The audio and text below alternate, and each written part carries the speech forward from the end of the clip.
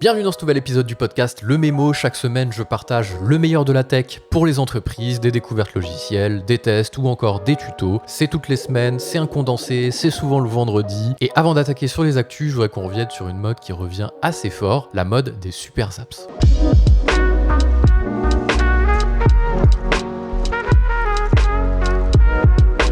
Bon voilà, comme je le disais en intro, avant d'attaquer sur les actus tech, les meilleurs outils, les petits tutos, etc., je voudrais revenir sur une tendance, la tendance des super apps. Alors pour revenir sur la tendance des super apps, je voudrais juste qu'on se replonge quelques années en arrière dans le monde des logiciels. Dans le monde des logiciels, qu'est-ce qui se passait il y a quelques années ? Eh bien, on essayait de mettre le maximum d'usage dans un seul et même outil. On appelait ça ERP, on appelait ça suite logicielle, on appelait ça un petit peu comme on veut, mais le but, c'était de tout faire à l'intérieur d'un seul et même outil. Et puis, on s'est rendu compte que c'était un peu cher, que c'était long à installer, que les projets de déploiement dans les entreprises n'étaient pas toujours des succès. Donc on a tout doucement abandonné cette idée de pouvoir tout faire dans un seul et même logiciel pour se concentrer sur plein de petits outils qui répondaient à des usages précis. On a appelé ça le modulaire. On a eu ça grâce aussi à l'essor des SaaS et à l'essor des outils no-code qui nous ont permis de connecter tous ces petits outils entre eux. Si vous preniez par exemple le meilleur du CRM, on va dire Pipedrive, et que vous vouliez le connecter avec le meilleur du suite projet, on va dire Asana ou Notion, eh bien vous pouviez connecter ces deux outils grâce à des flux no-code, notamment grâce à Zapier ou encore Make, Integromat. Donc le fait de se reconcentrer sur le meilleur de chaque usage dans des outils séparés nous a permis d'être sûr d'utiliser le meilleur outil qui répondait à un usage précis et pas un logiciel qui essayait de tout faire et qui finalement faisait les choses moyennement bien. Et ben depuis quelques mois, voire même quelques années maintenant, mais c'est quand même assez récent, on revoit ces éditeurs qui essayent d'intégrer le maximum de fonctionnalités dans un seul et même outil. Je vais prendre l'exemple de Google Workspace ou d'Office 365, on peut littéralement tout faire avec. Vous avez les emails, vous avez votre agenda, vous avez vos tâches, vous avez un outil de vidéo, vous avez un outil de design, de formulaire, vous pouvez vraiment tout faire. Mais c'est pas réservé aux outils généralistes, on le voit aussi dans des outils métiers.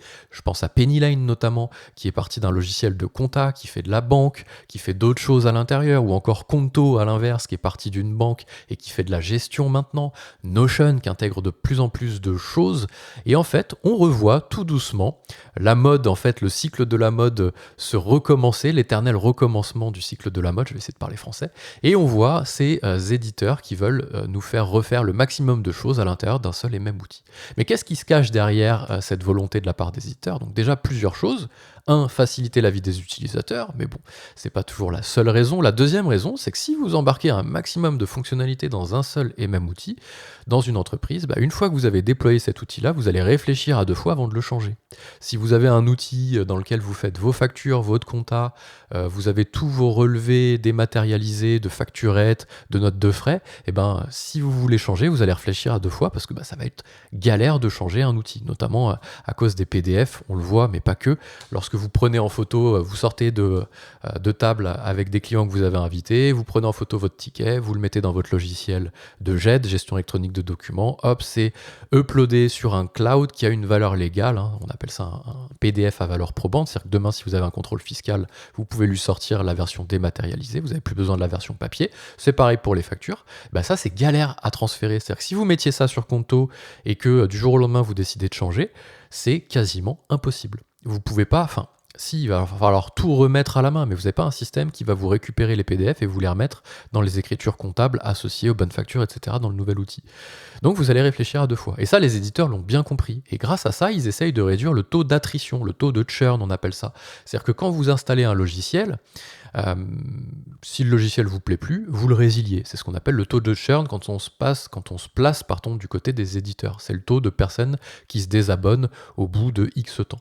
Donc en embarquant le maximum de fonctionnalités, vous réduisez fatalement le taux de churn puisque les gens hésitent à changer concrètement. Même s'ils sont plus satisfaits de l'outil, même si les tarifs ont évolué, ils vont rester. On appelle ça la mode des super apps et il y a des tendances de fond qui confirment que les éditeurs essaient de plus en plus de tendre vers ça, donc on va garder un œil et voir les deux ouverts là-dessus, et je ne manquerai pas de vous tenir informé quand il y a des choses qui sortent dans ce sens. D'ailleurs on va le voir avec les actus, c'est une transition toute faite, puisque on a vu pas mal d'actus cette semaine, qui poussent vers des fonctionnalités qui ne sont pas forcément des fonctionnalités natives de la part des éditeurs qui les sortent, et on attaque tout de suite C'est pas un bon exemple parce que là pour le coup c'est vraiment une fonctionnalité propre et liée à l'usage que veut couvrir l'éditeur dont on va parler qui est Conto, qui est vraiment lié à son domaine de prédilection.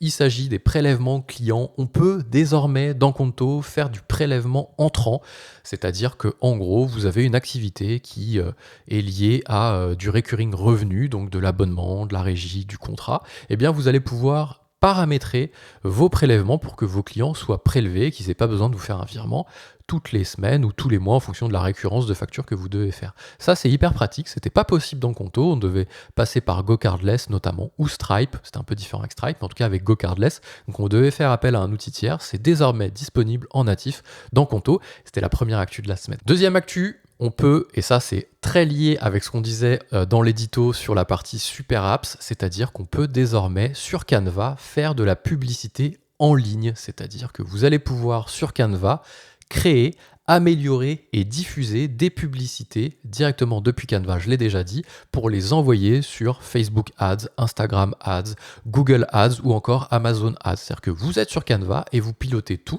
sans que vous ayez besoin d'exporter vos visuels pour les réimporter dans votre outil derrière de gestion de publicité, qui est souvent l'outil sur lequel on va diffuser la publicité. D'ailleurs, désormais, c'est centralisé sur Canva, donc vous quittez pas Canva et vous pouvez faire votre visuel, l'envoyer directement sur les apps. C'est un exemple parfait de la tendance super app dont on parlait, c'est-à-dire que Canva embarque de plus en plus de choses à l'intérieur.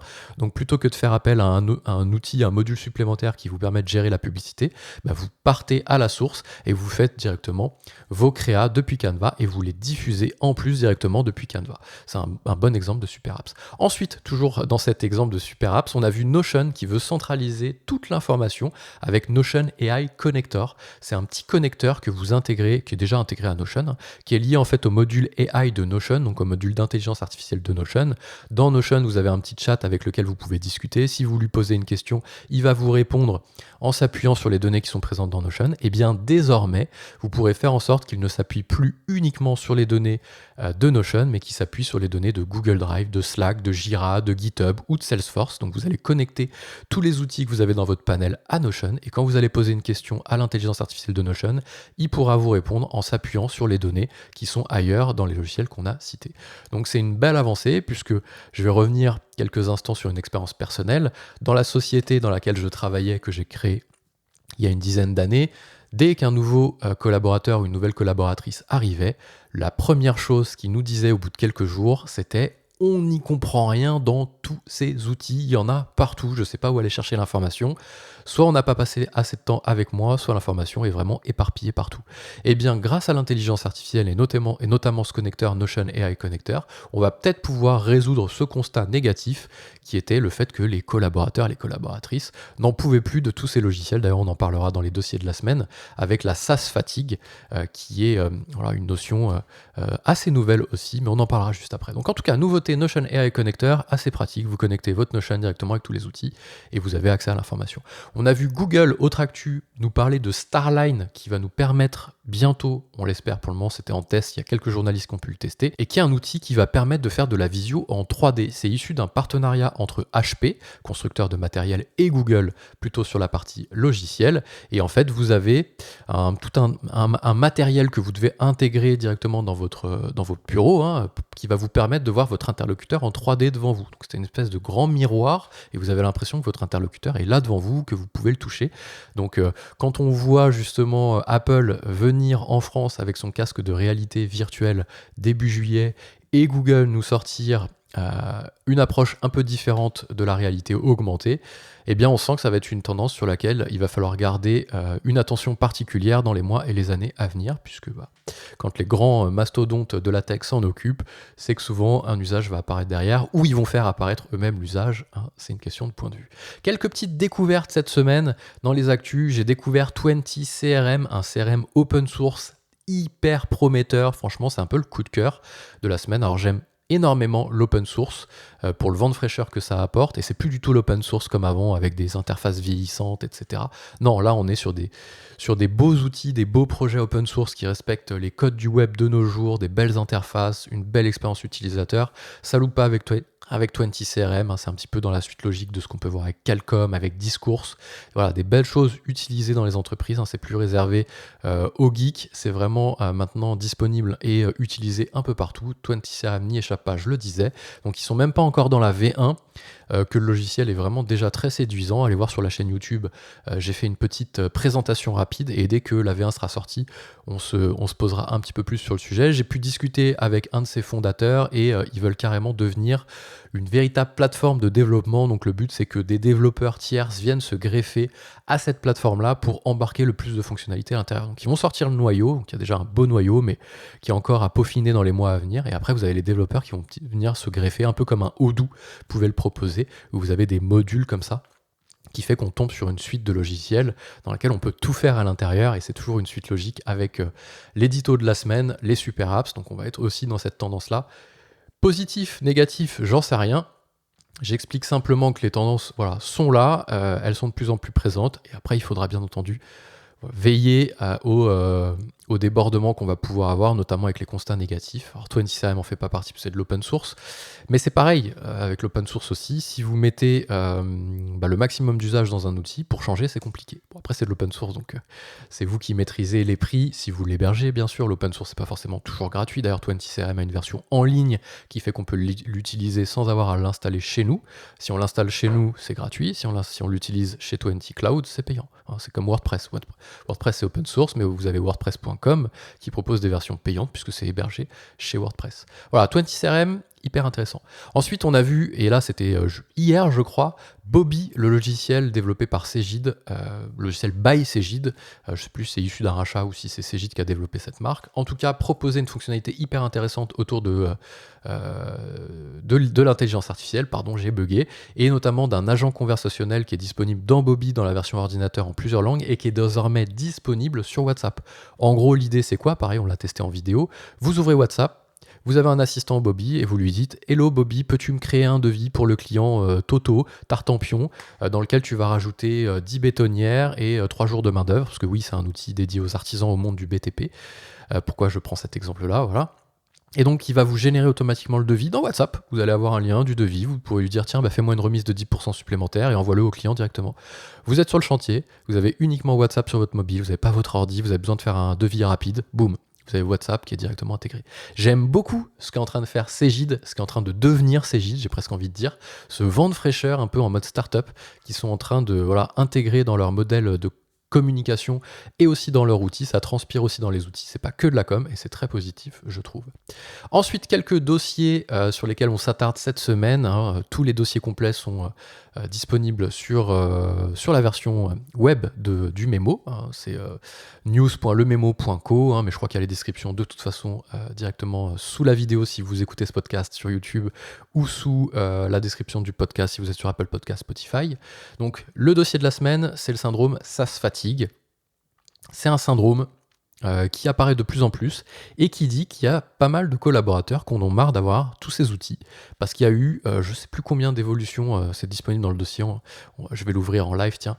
Il y a eu, en 5 ans, on est passé de 16 outils en 2015, alors un peu plus de 5 ans, multiplié par 8 en 5 ans, passant de 16 outils en 2015 à 130 en 2022. Alors ça fait pas forcément 5 ans, il faut que je corrige mon article, je m'en rends compte en live, mais en gros, voilà, on a fait x8 sur le nombre d'outils utilisés en entreprise depuis ces dernières années. Il y en a de plus en plus, et c'est aussi lié au fait que les outils sont de plus en plus simples à intégrer et au fait qu'on peut les connecter plus facilement entre eux.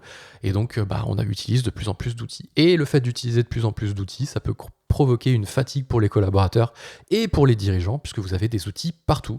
Donc, les gens savent plus où chercher l'information, ils s'y retrouvent plus, il y en a partout. Parfois, ils la ressaisissent 2 fois, 3 fois, 4 fois, l'information se perd entre les outils. Et au-delà de ça, c'est hyper cher, parce que si vous prenez des outils à 20, à 19, 30 euros par mois, si vous prenez un outil séparément, vous vous dites tiens, c'est pas cher, 19 euros. Mais si vous faites la somme de tout ce que vous payez tous les mois en logiciel par utilisateur, ça peut vite chiffrer. Donc plutôt que d'avoir un outil qui fait tout, même s'il le fait moyennement bien, mais qui intègre qui intégrerait tous les usages au même endroit et qui serait forcément pas aussi cher que si on fait la somme de tous les outils, versus cette multiplication d'outils. Il y a un sujet qui se pose, voilà, c'est peut-être pour ça aussi que les éditeurs viennent avec le maximum d'usages intégrés pour réduire les coûts, pour réduire la fatigue des collaborateurs. Donc en tout cas, ça existe, je vous laisse aller voir le dossier complet sur le site du Mémo, c'est assez intéressant. Ensuite, on a parlé de 5 outils d'intelligence artificielle pour gagner 3 heures par semaine. Les 5 outils sont les suivants, pareil, je vous laisse aller voir le détail sur le site. Il y a Clap, j'en ai déjà parlé plein de fois sur ce podcast. C'est un outil qui vous permet de mettre en place de la communication asynchrone à travers de la vidéo, donc de l'enregistrement de visio, de la vidéo entre collaborateurs. C'est hyper intéressant. Pareil, c'est un peu difficile de décrire ça à l'audio, mais je vous laisse aller voir tout ça.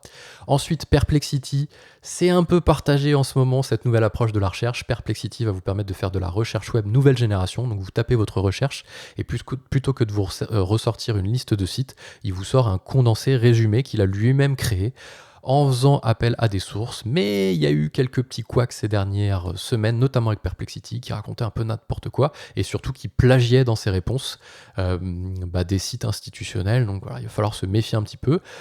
Il semblerait que ce soit l'avenir, puisque Google en parle aussi avec Google Overview, qui va être la nouvelle façon de rechercher sur Google, un peu liée à Perplexity ou encore ArcSearch. Donc voilà. Mais ça fait gagner du temps au quotidien, puisque ça vous fait un condensé.